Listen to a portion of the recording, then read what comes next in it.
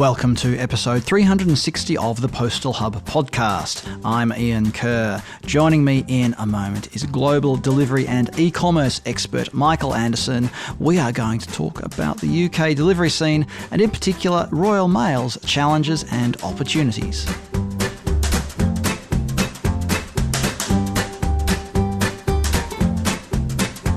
Joining me on the line is Michael Anderson. Michael's an industry expert when it comes to global delivery and e-commerce. And Michael, we're going to talk about the UK delivery scene today. Some specifics, some general stuff. But before we do, can you just sort of reintroduce yourself to the audience? You've been on the podcast before, but just remind people a bit about your history and experience in the delivery and the e-commerce world. Yeah. Surely, and good to see you again. Good to be on here. I would say the experience that I'm going to be talking about today was the bigger part of my career. So I was fortunate enough to spend just under 25 years working with Royal Mail Group in various roles. The last 10 years helping Royal Mail establish the best commercial and operational partnerships with global logistics concerns and their own entities overseas. And then the last 5 years has been a really interesting phase, working first with Metapack and as they became part of the Octane Group. And then most recently, which was the last podcast, working with Cardinal, who are supplying optimization solutions to the industry. So it fits neatly with the challenges that posts, parcel operators, logistics operators are facing in today's world. Well, let's start by talking a little bit about what's happening in the Royal Mail and the Royal Mail network. I mean, as a former Royal Mail person, I've noticed, I should start by saying that I've noticed that it's a postal thing. If you've worked at a postal organisation for a long time, you have a certain emotional connection to them and you want to see that organisation do well. Yes. And even after you leave the organisation, you always keep tabs, but maintain an interest in what's happening at that organisation. So let's just talk about what some of the challenges that are facing Royal Mail right now and some of the opportunities. What do you see as some of these challenges and opportunities for Royal Mail? Yeah, surely. And you're absolutely right. You do remain attached after such a long career and you want the company to be successful as they're part of the fabric of the country in which they operate and often overseas as well. I think if you look at Royal Mail's role and the challenges they face, the fundamentals are the same for them as they are for nearly every organisation in the same sector, that you're looking to exploit the delivery density that comes with delivering the huge volumes of letters and parcels. If you can achieve high consignment size, either through coincidence or by design, and then minimising the dead time, the stem mileage to get to your delivery routes and the interdrop mileage. And on top of that, asset utilisation is critical. So all these factors are the same for pretty much everyone. But when you look specifically at what's facing Royal Mail within the letters area, first of all, the challenges there are similar to others. The decline in letters are over 50% of the volume. If you look in Royal Mail's perspective, it was 20 billion 2 decades ago, letters delivered annually. It's now down to 7 billion. And that forecast is declining again by 10% by 2028. And within that, you've also got a situation in the UK where the number of addresses are actually growing, and this will accelerate. It's the government's stated aim to see hundreds of thousands of new addresses built. So those factors combined bring a real challenge. But I think if there's progress on getting prices to a point where maybe not cash generative in the letters phase and the pure like 20 grams letter phase has been, I wouldn't say ramped up, but it's been progressive over the last few years. There's now some squealing from people, but their prices have been pretty much in line with what a nationally distributed product would be in terms of being on the doorsteps or being in retail outlets on a daily basis. And whether there's how much elasticity is left in that price is to be debated. But there's other opportunities around just the standard letter mail and mitigation through exploiting the unaddressed marketing messages that are delivered by Royal Mail. But I think the biggest part for them is how do they have mitigation through the boxable packets that they're able to deliver. Whilst first-class mail is an extraordinary burden, the second-class streams and the first-class packet streams are a huge opportunity. And it was really interesting to hear Alistair Cochrane and Ricky McCauley talk about the level of parcel delivery that Royal Mail has got into their letter network, and it's 85% plus, I think the figure was quoted. Whilst letters is a real challenge for them, having that packet delivery within the letter network helps them retain that density, helps them retain the coincidence of delivery and the consignment size. And asset utilisation, if you keep the foot delivery doing the majority of the work, then your asset utilisation is not as heavy as it might be otherwise in your parcel network. And if we look at the parcel network, parcel growth is still there. It's not at the high levels that we saw. But what they have is two discrete networks within just what you might call the Royal Mail letter network. So they've got that foot delivery, they've got the parcel, they've got the van delivery. They've invested massively in that area. The parcel hubs that they've opened, the super hub and a second hub as well, removing the flights to take out cost. There's a huge amount of really good work that's been done. And whilst they're relatively late to the migration to servicing a locker network, they're accelerating that now. So the pieces are in place for Royal Mail to make parcels work for them and do it in the network that's going to be of most benefit to them without having to develop a completely new fleet operation. Just how much growth that network can absorb and maintain the service parity advantage over Every and Yodel, their main competitors in that area, and potentially Amazon. That's the debate, and that's where the relationship with price and the relationship with their import volume is going to be a critical success factor going forward. And then finally, just on that, is with that delivery density, you also have a collection network, and they're collecting from doorsteps now, and opening up that first mile to gain business is a big opportunity for Royal Mail, I would say.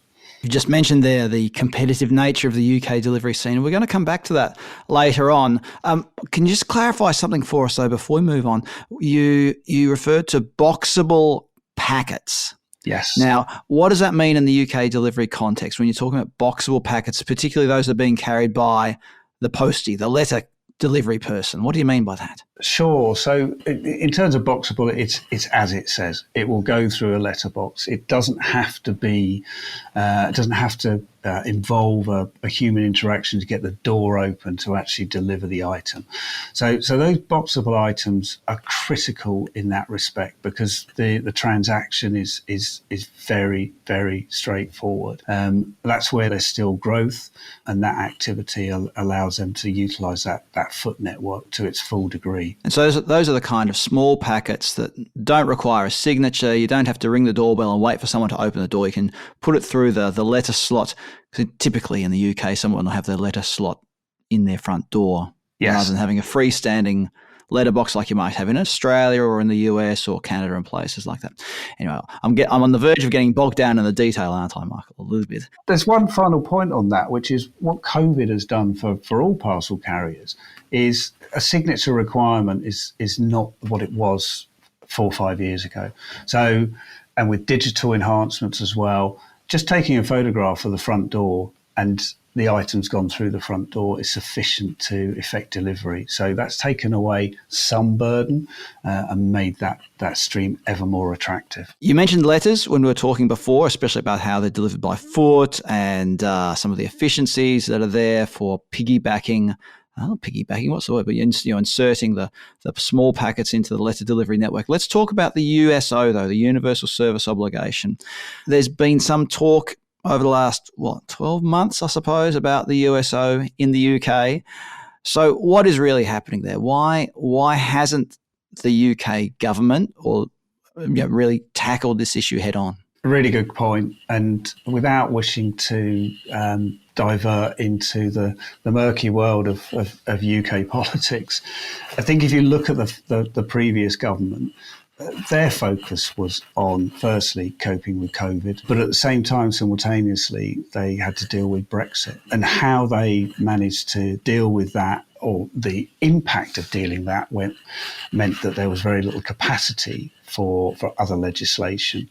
So the USO, even if it had been a more pressing and, let's say, publicly motivated issue, it wasn't going to fight through those two big issues. So that was up until the end of COVID. But even then you'd say, well, there could be an opportunity after COVID. But politically, it's very difficult in the last 2 years of any government's term to get something like a USO, which is emotionally charged as a topic. And then you look at the election that we've just had in the United Kingdom, and politically, it's unimportant. In terms of the pressing issues, it's cost of living, it's migration in the UK, it's overseas issues that are bleeding into politics. So it wasn't mentioned in any of the manifestos, which actually is probably a benefit to both Royal Mail and the government, because there were no pledges made regarding it. There's now an opportunity to do it. And then finally, there was a TV series exposing the post office scandal, which highlighted further. And you might say, well, the UK Post Office and Royal Mail are separate. They certainly are, if you know that from the industry perspective. But from public perception, if you asked 100 people, it would be high double figures that would say, well, they're still associated in some form or fashion. So there were too many headwinds for a government to actually support or even open a public debate on how you might change the USO. Now, if you've been hiding under a rock, you might not be aware there's been a bid made and accepted for meaning there'll be a change of ownership at the Royal Mail. Don't know if we've got a time frame on that yet, have we? Anyway, regardless of that, could this change in ownership at the Royal Mail make it easier to change the USO, do you think? One would answer, yes, I think it will. And the reason for that is I think if you look at the perception of people in the UK outside of the industry, there's not necessarily the understanding that for the last almost decade, I think, or more than a decade, Royal Mail has been a public limited company. So there's still an association in people's minds around Royal Mail and the government. And this takeover, this change in ownership, potentially, and again, it's a personal view, I must stress that, it potentially gives some convenience for the government that the takeover puts some distance between them and Royal Mail. And then I think in terms of the positioning of that, then if you look at it from the perspective of that association, then if there's no change, then there's job losses as the alternative. Because retain the USO, it's a huge burden on Royal Mail with only 7 billion versus 20 billion letters in the network. So invert that and say that this is being done to keep the job and potentially grow the jobs if Royal Mail is successful in a changed market. And if the position is strong from Royal Mail's perspective that yes, the workforce can broadly be retained at the level it's at right now, then there's probably a reasonable path to getting it done. And then if you look at what's been proposed by Royal Mail, I think it's a year ago or more that they put an initial proposal on how the USA might change, compared to many European countries that are now operating an alternative day delivery or even a 3-day delivery cycle. What they propose is fairly mild compared to that. Now, there's a fork in the road for them. They could stick to that, or they could go further and position themselves as being slightly more aggressive in their approach to the USO. But if you just took what they've put forward, it looks a very reasonable proposal. It satisfies a lot of stakeholders. So, yeah, in summary, I think this is the right time for making this proposal. And in terms of going back to the government term, this could be, I wouldn't say a furore, but it could raise some question marks over the government. People will forget it in 18 months. And then you've still got a year or two in the political term before there's an election. So politicians will be looking at well, you have to spend political capital, don't you? Exactly. With a lot of every time. What is it they say in politics? Every time you make a decision, you lose friends. Yes. Or something like that. Let's change focus here a little bit. Let's talk a bit more broadly about the UK parcel delivery market, because it's a competitive market. There's Royal Mail, Parcel Force. They operate in a very competitive landscape there. Can you just give us an idea of how Royal Mail is positioned amongst all those competitors out there, likes of which you mentioned before, Every and Yodel and Amazon and so on and so forth? Yeah, sure. I mean, I think you put it broadly into three segments when it comes to the majors, and then there's Amazon. But in terms of those majors, you're looking at a value segment, which is very much Royal Mail, Yodel, Every. There's a premium segment in the middle of the market, relatively high features and solutions for shipping customers, commercial customers. And that's Parcel Force, as you mentioned, DPD, DHL e-commerce. And then you're into the express area where you've got three global integrators and you've got specialists.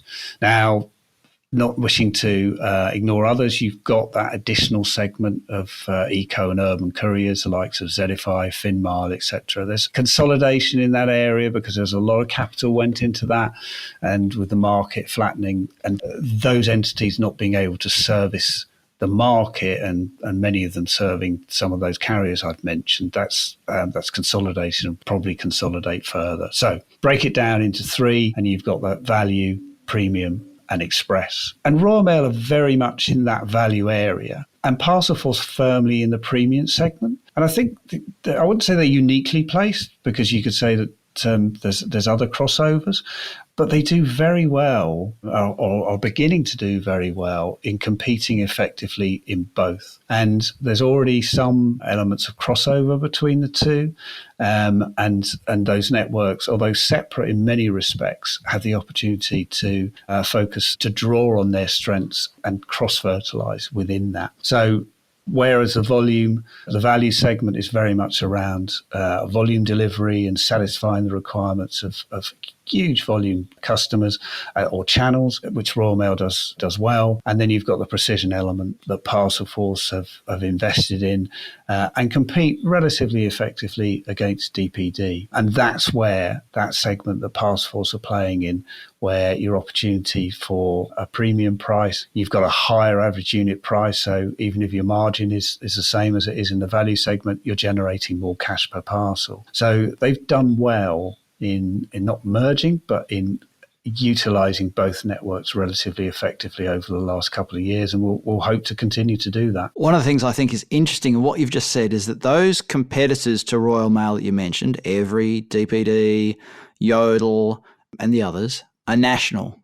Yeah. It's not that they've just operating in a very restricted area. They're not a regional carrier. They are the nationals, and there are regional carriers in addition to those national ones. If you want to really break down the UK delivery scene, there's also the matter of the out-of-home delivery networks that exist there, and I know there are some alliances there. So can you just give a quick overview of some of those out-of-home delivery networks that are out there? Because it's not just the UK Post Office network, which is I want to say 11,500. It might be 10,500 now. It's in that sort of range. What are the other networks that are out there? Yeah, you've seen a huge investment in lockers out there, whether that's tied to the networks or you've got lockers that effectively have grown out of a locker-only network. So Impost, I think that the figures that they're talking about in terms of their investments in the UK, hundreds of millions, even over £1 billion worth of investment, and also which includes the complete purchase of Menzies as both a vehicle to service the locker network, but also Menzies have got a national network, so their B2C capabilities. So you've got that capability around lockers now. And the UK, I wouldn't say was slow in uptake in lockers, but it was certainly behind the first movers in the Baltics and Northern and Northeast Europe. So that area for lockers still has a significant amount of headroom for growth, and that activity is going to increase. So how Royal Mail competes in that area is going to be interesting. don't forget that we'll go back to what Royal Mail does incredibly successfully, which is achieve home delivery. And they have an advantage there that is, I would say, somewhat overlooked. And whilst lockers are attractive to many people, coming home to the item having been delivered is a far better alternative than having to divert your journey home to get an item. And so we'll find out over the next 2 to 3 years what is the desire for UK residents to use a locker because that's what's being offered to them, or use a network that can actually deliver to their home. So it's going to be interesting. But you're right, it's got headroom in that area. You mentioned a couple of things there, which I think were really important for us to round this out when we're talking about how the sort of a pathway to success for Royal Mail. And you've mentioned things like the network density and things like that. So what are some of the things that Royal Mail should be or should be looking at with regard to creating that pathway to success? Yes, and their advantages that we've talked about, it's holding on to those in a way that allows them to keep their network makeup as efficient as possible. And one thing we haven't mentioned is around the workforce that they have and the relationship with the unions. And both of those are critical. And dealing with the workforce first, for many years it was true to say that the cost of Royal Mail's workshop was a disadvantage. It made their pricing and their fixed cost level was higher than many of their competitors. But they've adjusted that, and whilst there's still a premium associated with it, and the figures vary according to the time that you're asking the question because it is evolving, but let's say somewhere between 30% at its height and 10% in its future. That level could be perceived as a disadvantage, but again, if you invert that in a market where it's very difficult to recruit drivers currently, then offering a higher level of remuneration and the benefits that go with that, you can turn that to an advantage in terms of recruiting, retention, and potential, and hopefully the quality of people that you have on board. And that's a major problem for carriers at the moment, not just in the UK, but globally. And the union relationship, which is talked about and in negative terms because the relationship was fractious, I've not seen anything of note around that relationship from a negative perspective over the last 18 months. Now, of course, the Royal Mail management team will want that to continue. And if they have got that capability to maintain a strong and positive working relationship with their unions, then that's going to be to help. That will help them maintain their advantage, and also in the development of the management cadre that's going to drive through the changes and the development of the network. So they're critical.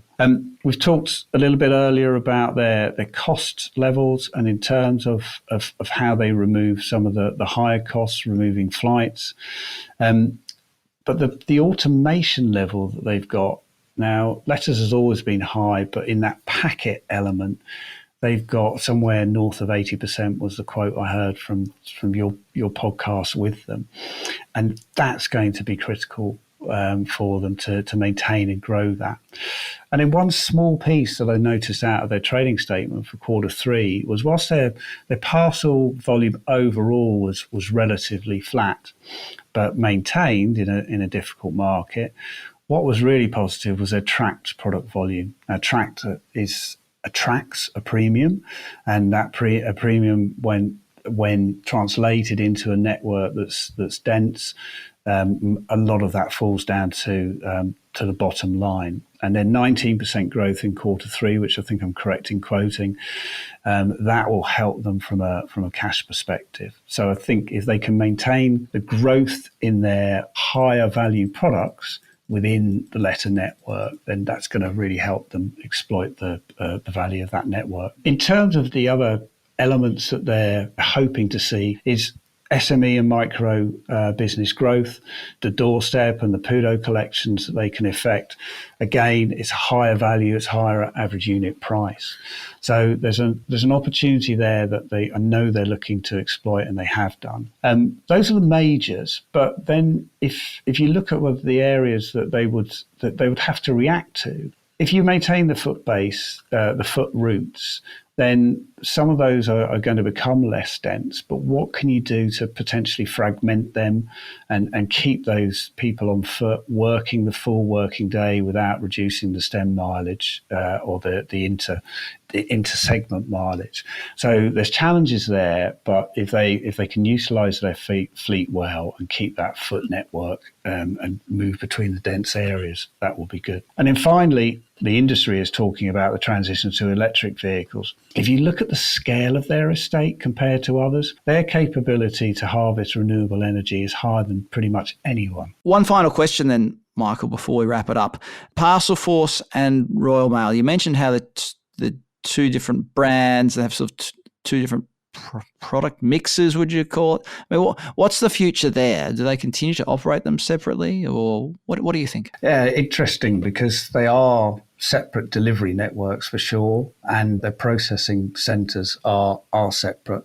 There's been a lot of investment in the last 20 years, certainly with the Parcelforce network. The basic facts of it are, if you want someone that's, if you need a network that's going to deliver those sort of 8 litre volume plus parcels, then it's a fleet network that you require. If you're going to be performing business-to-business collections or business-to-business deliveries, you need a fleet network. So, and that market remains strong. The UK PLC is still the 6th or 7th largest economy in the world. So there's a competitive arena that you can generate cash from.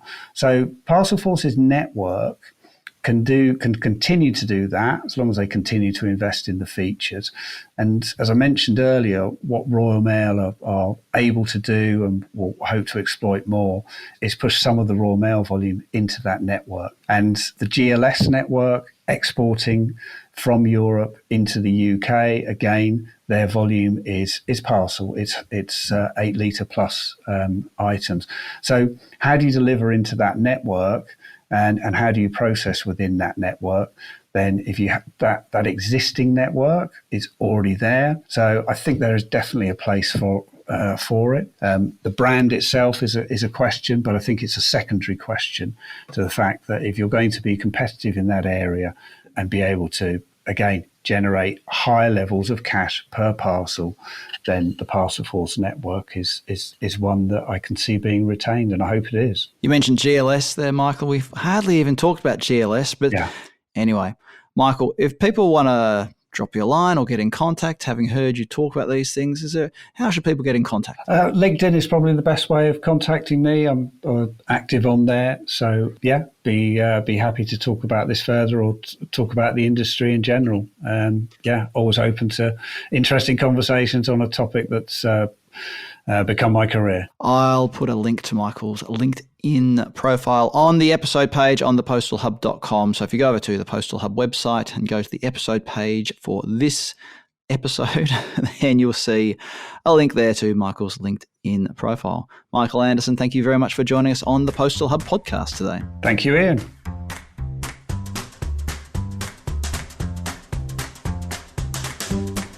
Coming soon on the Postal Hub podcast, Mendigus Serpicus returns to talk about, this time we're going to talk about the Norway Post and the universal service obligation there. I'll also be joined soon by Venipac's CEO. Stay tuned for these episodes and many more great episodes coming up in 2025. Subscribe to the Postal Hub podcast in your favourite podcast platform, or even a podcast platform that you're sort of only mildly appreciative of. I don't mind as long as you subscribe and give it a 5-star rating while you're there. A review, this podcast has changed my life.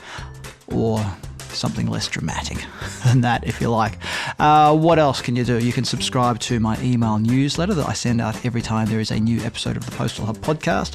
Go to thepostalhub.com and follow the links. And while you're there, do subscribe to the Daily Delivery Digest. It's a daily email with the headlines from around the delivery world. If you're on LinkedIn, and you probably are, Facebook in a suit, I saw someone derisively describe it as the other day. You can follow me on LinkedIn. Just look for me, Ian Kerr, and you can hit follow. which is nice. You don't have to get all personal. You can just follow me from a safe distance. You can also email me if you want to contact me about anything at all. My email address is ian@thepostalhub.com. I'm Ian Kerr. Thanks for listening in, and I look forward to your company next time on the Postal Hub podcast.